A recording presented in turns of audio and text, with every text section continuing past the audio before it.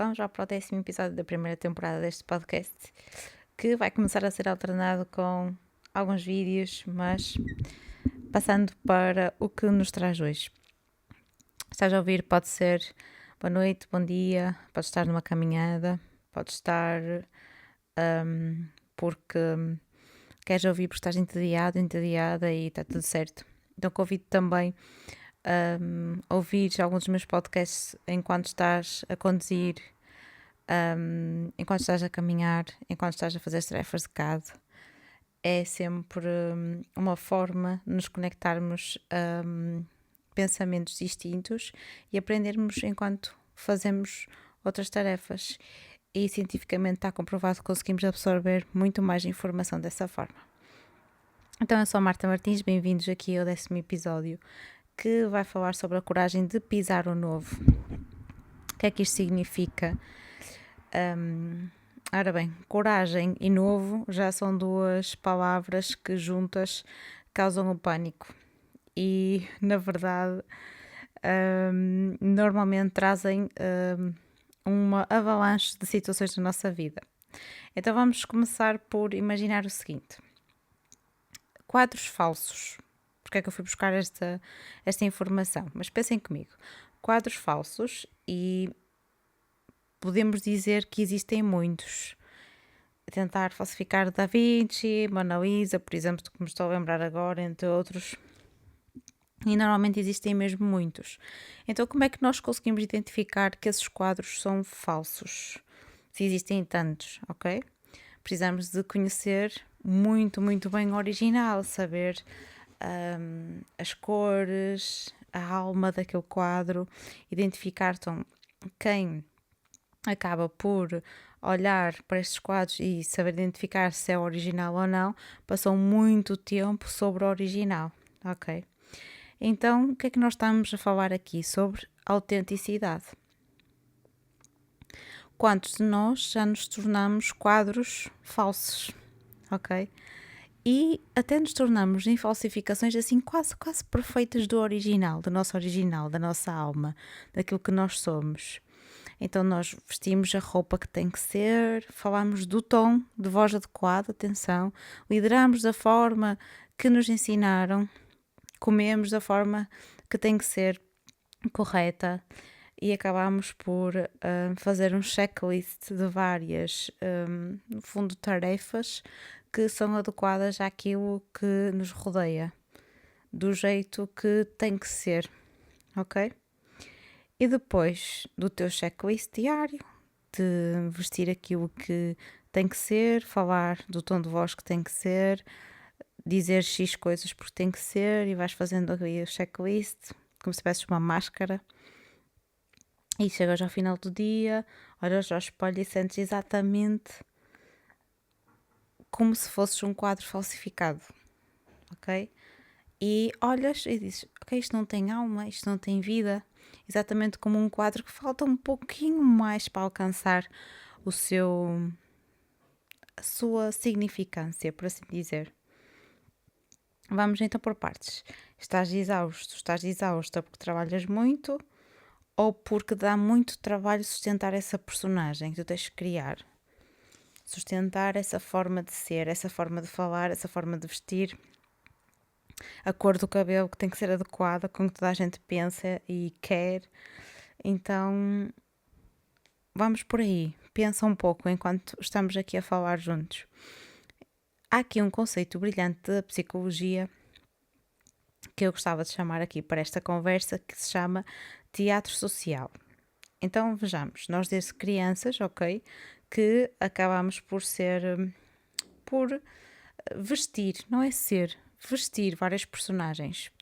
Muitas das vezes porque temos medo de ser rejeitados, ser rejeitadas, vamos vestindo uma roupagem diferente à medida que nos vamos adaptando, e também falamos aqui de uma educação, pelo menos da minha geração millennials, que vai muito de acordo com vestir assim porque senão parece mal, falar assado porque senão parece mal, cuidado com a música, uma geração que tinha que estudar muito para depois conseguir um emprego da vida, ainda também aqui, e portanto nós temos que vestir aqui várias roupagens e várias personagens. Não é que agora isso não aconteça, porque enquanto pais continuamos a errar, e é suposto errarmos enquanto pais, enquanto irmãos, enquanto namorados, namoradas, etc., porque não somos perfeitos e é essa também a magnitude da nossa vida, é não sermos perfeitos. E há pouco tempo, só aqui um parênteses, ouvi aqui um podcast sobre a inteligência artificial e o facto de estarem a utilizar a inteligência artificial para responder aos amigos, para ser uma mensagem perfeita, por exemplo, de parabéns ou um pedido de desculpa. E que até nos e-mails para uma empresa nota-se quando se usa a inteligência artificial, porque a linguagem é um pouco mais aperfeiçoada ou o dito quase perfeito, não é? E que quem estava a falar era um grande empreendedor e ele estava a dizer que não quer esse tipo de pessoas dentro da sua própria empresa, que não quer ninguém que seja perfeito. Exatamente, a pessoa imperfeita vai se corrigir, vai ajudar o outro e essa imperfeição é que o torna bonito. E quando nós até na nossa amizade, os nossos relacionamentos tentamos atingir uma perfeição inexistente, estamos a diluir aí sim com os robôs e toda a tecnologia. Mas isso também é outro debate que nós podemos ter sobre a inteligência artificial e a magnitude que está a ter nos nossos dias. Mas deixo aqui também esta reflexão. Então, esta criação de personagens que nós temos e que também nos tempos atuais as nossas crianças vão tendo que se adaptar, a menina boazinha, o menino que não pode chorar, entre outros estigmas que se vão aqui associando e que não estão dissolvidos, pelo contrário, sinto que se estão a acentuar cada vez mais. Então nós acabamos por subir aqui a um palco da sociedade e representamos e fomos habituados a representar para ter aplausos, para sermos aceitos. É engraçado que aqui também um outro à parte, que quando eu vejo aqui alguns pais que trazem este debate comigo sobre a educação, a nova educação, há aqui muitos debates ainda para ter em consideração relativamente a muitos aspectos que temos que pensar sobre uma criança de 4 anos ter acesso a um telemóvel, sobre uma criança de 4 anos escolher não comer vegetais, por exemplo, que ela não tem noção, não tem essa consciência e vamos por aí fora. Então, temos aqui aqui também uma nova geração que deixa ao livre-arbítrio também aqui esta questão de as crianças poderem decidir e o nosso cérebro, nós sabemos que só está completamente formado aos 21 anos. Então, há aqui dois polos extremos que nós temos que começar a pensar e é preciso começar a perceber, ok? Então nós também temos aqui muita concepção dos meninos prodígios ou dos meninos com QI extremamente elevado, tanto aqui a criação de vários egos e várias sensações de que a sociedade tem que nos aplaudir para nós estarmos inseridos. E onde eu queria chegar também é que há muitos pais que adotam novas formas de educação, contrária à que tiveram em criança, e está tudo certo, porque há uma educação, pelo menos na minha geração, foi muito severa, de um pai muito ditador, por exemplo, que não é que batesse, mas que impunha a sua autoridade de uma forma extrema e até com medo, etc. Que, num exagero, ok? E depois vemos aqui pais que tentam fazer exatamente o oposto, mas depois temos aqui também crianças que não conseguem discernir, não sabem o que é um não sabem que têm regras para cumprir, não sabem que têm comida saudável para comer, que não podem escolher tudo aquilo que querem comer porque eles próprios não têm consciência daquilo que lhes faz bem, exatamente, não é? Porque se o nosso cérebro acaba-se por desenvolver e atingir a maturidade aqui aos 21, como é que uma criança de 4 anos vai saber se aquilo que come é bom ou não, ok? E depois temos aqui um espelho que é um pai e uma mãe que adota regras nesse sentido, mas depois faz exatamente o oposto, ou seja, continua a perpetuar a educação antiga que recebeu e as crianças acabam por fazer pelo espelho, pelo exemplo. Então nós podemos dizer, não, filho, filha, tu podes escolher, tu podes ser quem tu quiseres, mas depois aquela mãe num jantar, enquanto está com os filhos, vamos imaginar que já tem uma certa percepção, com 11, 12 anos, vem exatamente uma mãe e um pai a servir aquelas pessoas, aquela população, para parecer bem, para ficar tudo bem, tentando se adaptar e não escolhendo aquilo que desejaria escolher, mas sim adaptando-se. Portanto, elas vão sempre pelo exemplo. Portanto, aqui assim à parte sobre esta questão da criação dos personagens, porque vem muito esta informação sobre a diferença na educação, que há muitos pais que estão realmente nessa tentativa e nessa adoção de uma educação mais inclusiva e tudo certo, mas também muito sobre o olhar de que eu vou ensinar as minhas crianças a fazer diferente, porque eu fui educada de uma forma que eu não quero educar, mas depois, mergulhando no dia a dia, em todos os pormenores que fazem exatamente da forma que são educados, e esse é o exemplo que têm em casa, e é pelo exemplo que as crianças são educadas, e não por aquilo que dizem num quadro pintado bonito, e aqui voltamos ao quadro, um quadro falsificado e um quadro que não é original. Mas voltando aqui ao nosso ponto de partida, no fundo, nós vamos atuando, não é? Que este conceito científico fala sobre isso, e há aqui um eu que acaba por estar a morrer e a sucumbir-se sobre essa falta de autenticidade, ok? Então, nós vimos que a autenticidade não é só uma crise de identidade, mas está cientificamente comprovado que é uma das maiores causas de depressão e ansiedade. Ou seja, quando nós nos retiramos do centro do palco e acabamos por estar nesta questão de ter que nos habituar, ter que fingir que está tudo bem, ter que lidar com tudo porque tem que ser, e por aí vai, entre outras questões, não é? Quando deixamos de ser autênticos naquilo que nós somos, há aqui uma grande quantidade de energia que o cérebro gasta, ok? Ou seja, a sua bateria a tentar que aquela máscara não caia, ok? Então, trilhar um caminho novo e autêntico exige que tu te despeças desse palco de atores que foste criando, personagens que foste criando, exige que tenhas coragem e tenhas coragem, sobretudo, de selecionar uma plateia, porque pensa comigo, ao longo do tempo tu foste criando uma personagem, podias até não estar a sentir que estavas a criar uma personagem, mas apenas estavas a viver, a fazer o teu caminho, até que te deste conta, começaste a criar essa personagem, porque veio a ansiedade, veio a depressão, veio aqui o cansaço extremo, e aí tu daste conta, é chamada à realidade de que, ok, algo não está bem, podes aqui ter um momento de eu preciso de ajuda, preciso de ver o que é que se passa, ou daste conta realmente do que é que está a acontecer. Só que esta plateia que está habituada aqui a este teu, está tudo bem, ao tom de voz tem que ser adequado, às questões que têm que ser bonitas, tu não impões limites, ok? Então a plateia vai reclamar.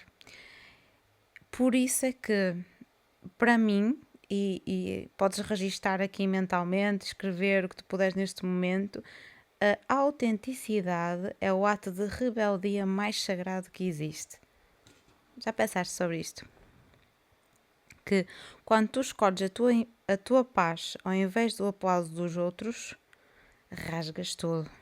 Parece que estás a partir um muro gigante, ok? Então, muitos mesmo de vocês estão paralisados no meio do caminho no sentido em que dão-se conta que estão para atravessar uma ponte, querem lançar um projeto novo, querem mudar de carreira, querem mudar a forma como olham para a vossa família, para a forma como educam.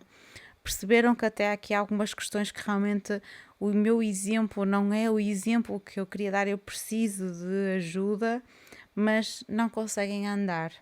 Aquela personagem que criaram é tão forte que não conseguem andar.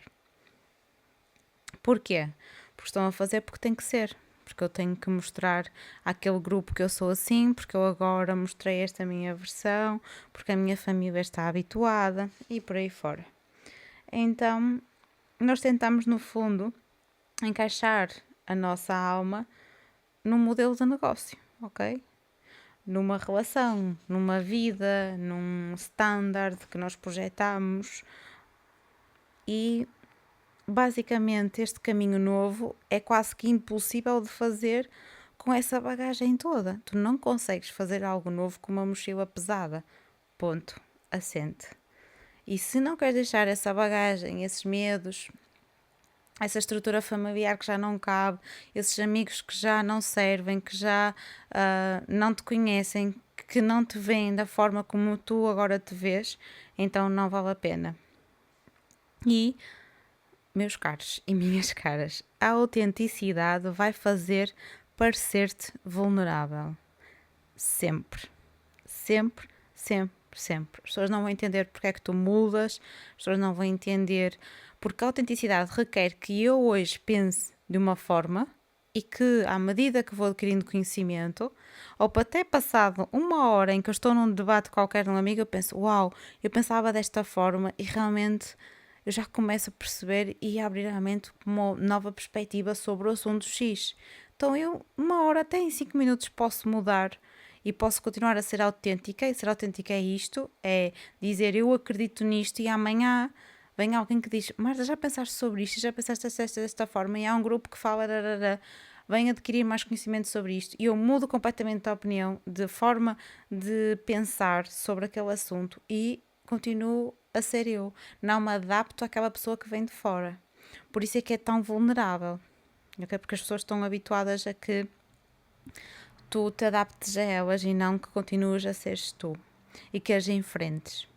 Então, as tuas ferramentas que tu tens para a tua autenticidade pode ser a tua empatia, pode ser a tua capacidade de ouvir, pode ser que sejas uma pessoa extremamente intuitiva, extremamente dedicada, e realmente são essas as tuas ferramentas que te vão tirar da tempestade. Só que fazem-te sempre querer ao contrário, que a tua autenticidade é uma forma vulnerável de estar na vida, que tu não consegues fazer nada, porque tens de te adaptar ao mundo em que vivemos e tens que te adaptar sendo completamente dentro daquilo que acham que deve ser.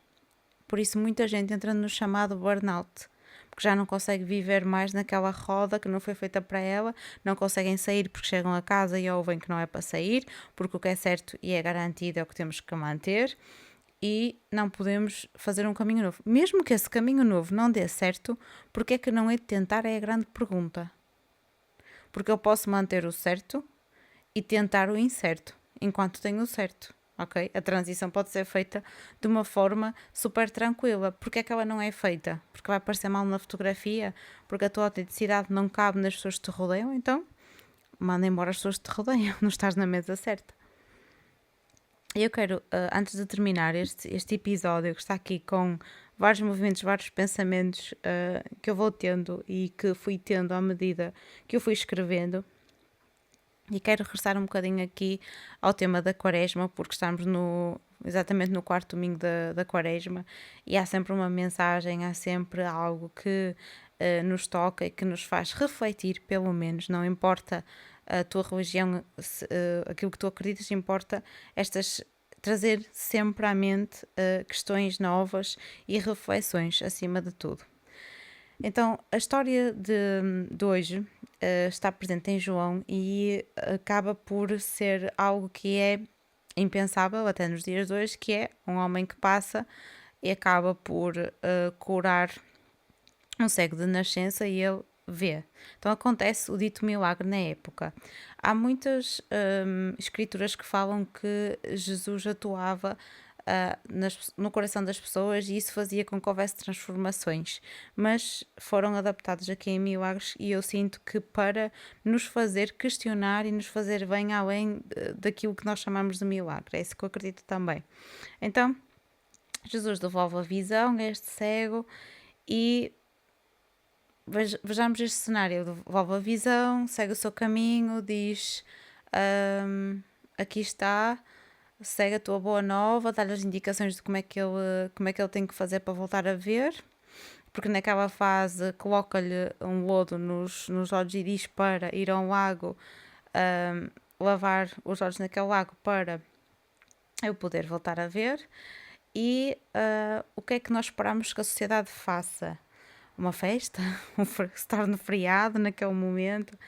Então, na altura, a sociedade, isto para nós fazermos sempre aqui um equivalente aos dias de hoje, a sociedade na altura estava que ia ser liderada pelos fariseus, naquela fase a elite religiosa intelectual.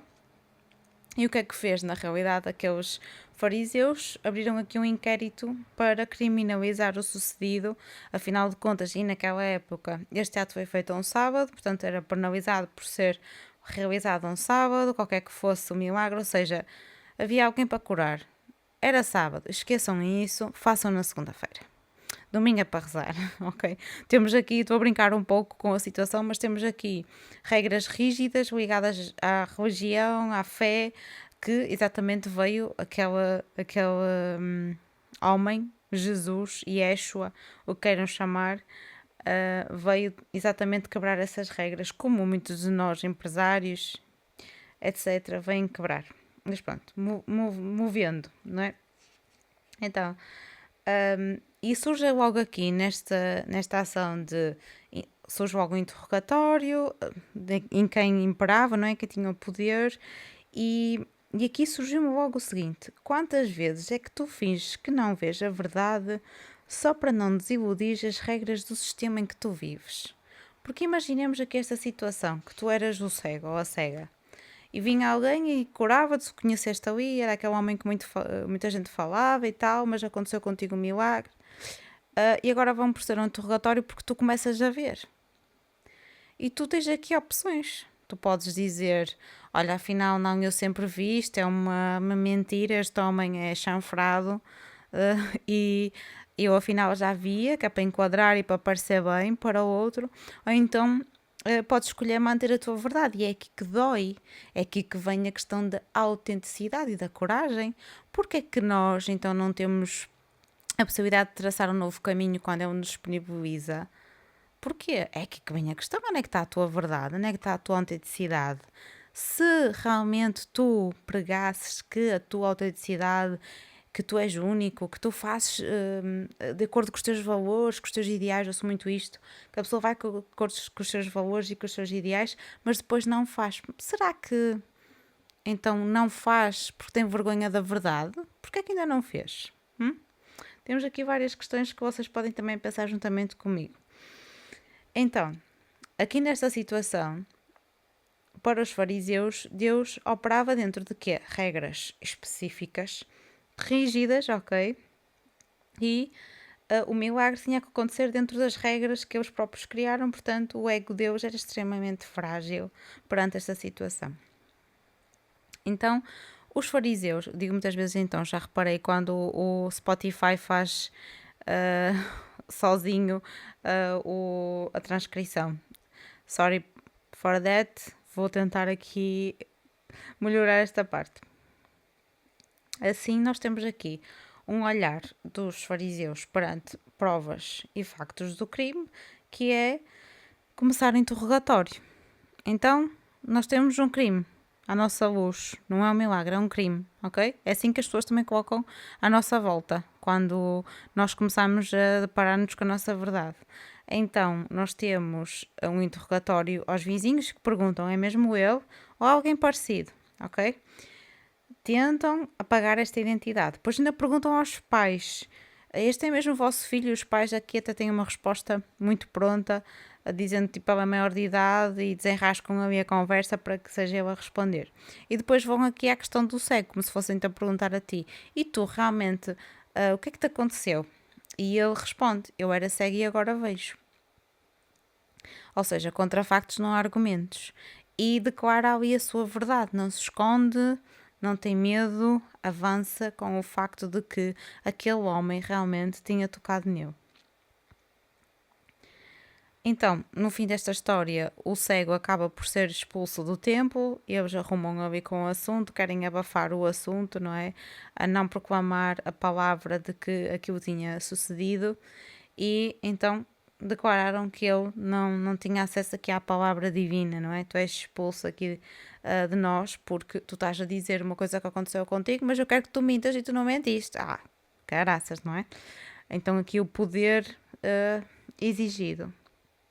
E, entretanto, o homem acaba por sair do templo, pelo caminho encontra Jesus e Jesus passa-lhe uma mensagem, mais ou menos por aqui, que é: eu vim aqui para que as pessoas vejam e quem vê se torne cego. O que é que eu queria dizer com isto? Que quem vê precisa de mais informação, precisa de conhecer o desconhecido, de ir além daquilo de que conhece. Então, de que a pior cegueira é de quem acha que já sabe tudo, e aqueles que não têm consciência que estão cegos vão poder ter a possibilidade de saber que estão a ver, de que estão realmente a ter consciência do seu verdadeiro eu, que antes não tinham. Aqui uma à parte. Hoje tive a possibilidade, eu faço algumas meditações em grupo online, faço também a nível presencial, é uma forma de passar a minha mensagem às pessoas e de que as pessoas tenham um momento também ali de paz e um momento com elas. Eu descobri essa missão já há algum tempo e é uma das formas também, lá está, de passar estas mensagens. E hoje falámos exatamente desta história e houve aqui umas questões que surgiram que foram: se nós estamos cegos, ok? Estamos na nossa vida, na tal checklist que eu falei antes, estamos cegos, ok? E há um momento em que começamos a perceber que estamos cegos e que a nossa autenticidade está comprometida e eu quero fazer uma travessia e dou-me conta da quantidade de personagens que eu estou a ter. E quando nós temos essa consciência, nós temos a possibilidade de ver. E aqui vem o ponto central, que é: quando nós propositadamente não queremos ver, é totalmente diferente daquele que é cego desde a nascença. E é preciso separar aqui e ver esta reflexão também cá nesta história, porque o cego que aqui foi curado já era cego à nascença, foi encontrada a sua verdade, então ele a partir dali continuou com a sua verdade, ok? E não se tornou uma personagem falsa. E quantos de nós começamos a ver e mantemos essa personagem que nós criamos só para parecer bem e para ficar bem perante os fariseus? Então, para mim, há aqui algumas questões a nível individual que precisam de ser feitas, que é: tu preferes sentar-te com os fariseus ou ser expulsa da tua sala, daquele templo, não é? Que tu pensavas que era o teu templo. E quando tu és expulsa desse templo, tu vais com os olhos abertos, então tu és uma nova pessoa, tu vais encontrar outros lugares, outros saberes, outras boas novas. Então o que é que tu preferes? É que é esta questão. No entanto, respondes já aqui um bocadinho, que é: se tu preferires sair e ser expulsa do tempo, prepara-te. Porque quando começares a agir de acordo com a tua autenticidade, o interrogatório vai começar. Como é que estas histórias nos dão tantas pistas sobre o que acontece no nosso dia a dia e nós não olhamos para elas? É impressionante, não é? Então aqui é que começa o falatório. Os vizinhos: és tu? Quem és? Não é? Começas a ver e vão-te dizer: estás arrogante. Ok? Vou encontrar defeitos na tua nova postura. E garanto-te que não tens que justificar. Nunca. E quando tens essa necessidade, alguma coisa está errada naqueles que te rodeiam. E se isso incomodar, ok? Se incomodar o grupo em que estás inserido, em que estás inserida, então agradece e declara que a tua luz não foi feita para ficar trancada na sala do ego daquelas pessoas. Lembra-te disto. Fica em paz, uma excelente semana e deixa ainda mais uma mensagem. o trilho do caminho novo só se faz, lembra-te, sem essa mochila pesada. Só se faz dessa forma.